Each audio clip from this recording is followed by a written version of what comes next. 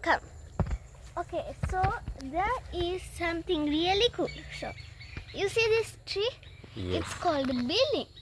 And you see these little, tiny little fruits? Those are Bilin. You want one? Sure. Those are extremely sour.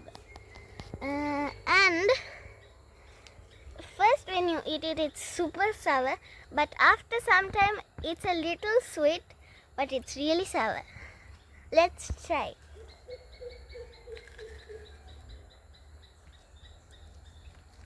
It tastes like star fruit.